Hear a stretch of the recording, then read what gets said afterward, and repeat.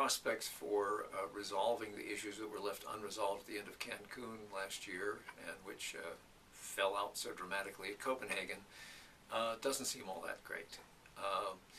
The diplomats are still arguing over the same issues they've been arguing for 20 years. Whose fault is it? Who has responsibilities? Who has obligations? Who's going to pay? And I think that may be a never-ending discussion. However, there are some things that will happen in Durban. One is I think that everyone will come to an agreement that the so-called REDD+, the reduction of emissions from deforestation and degradation, will be, I don't know, somehow blessed, somehow verified that this is underway. There's already money in the pipeline for this.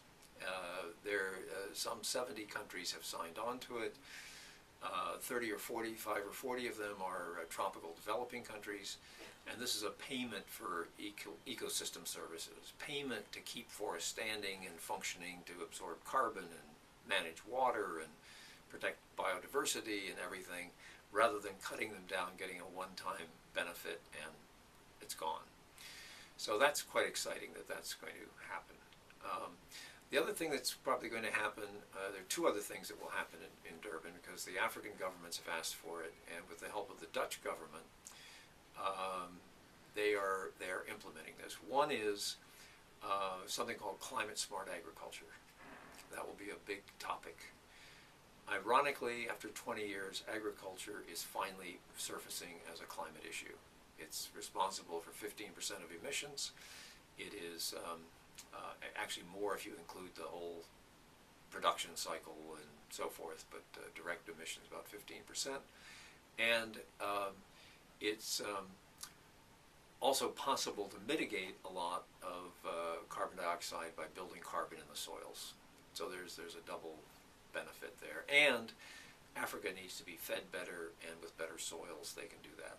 So that's going to be high on the agenda. The other one is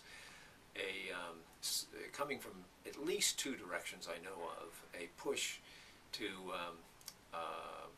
have a program for more renewable energy for developing countries, with countries willing to pay for that, developed countries willing to pay for that. And so we'll have a renewable energy initiative, we'll have a climate-smart agriculture initiative, we'll have a forestry initiative. We probably won't have an agreement on who is going to actually do things, but there are enough volunteers at this point that things will move forward.